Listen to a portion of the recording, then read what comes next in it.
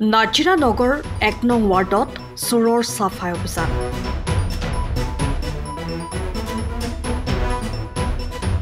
নাজিৰা ১ নং ৱাৰ্ডৰ নিবাসী তথা সাংস্কৃতিক কৰ্মী লেখাৰাণী ফুকনৰ বাসগৃহত চোৰে চলাই চাফাই অভিযান।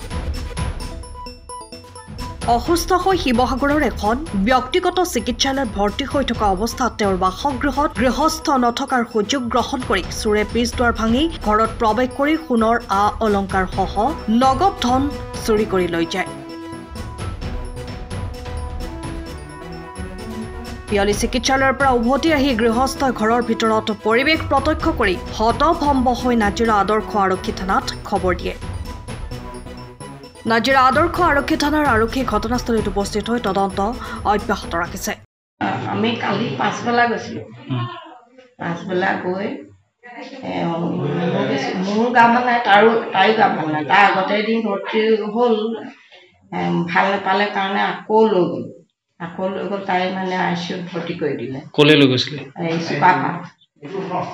তাৰপিছত মোৰ বেছি গা ভাল নোহোৱা দেখি আমাৰ বাইদেউহঁতৰ ঘৰত মই নামি দিলোঁ। তাৰপৰা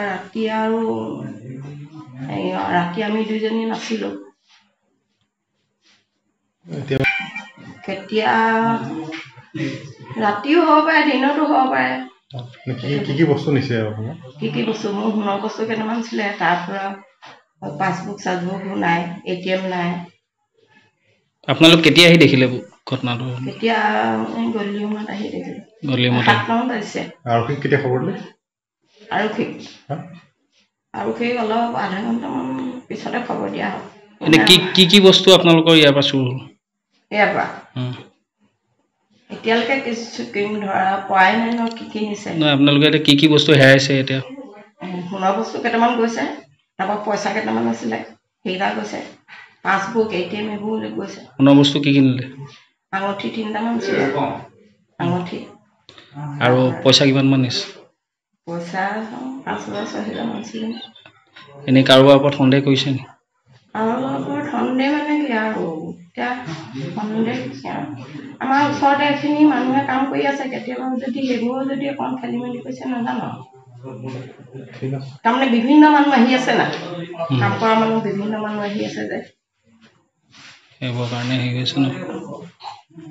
নাজিৰাৰ পৰা নয়নমণি ভট্টাচাৰ্যৰ ৰিপৰ্ট, টাইম অফ চাহ।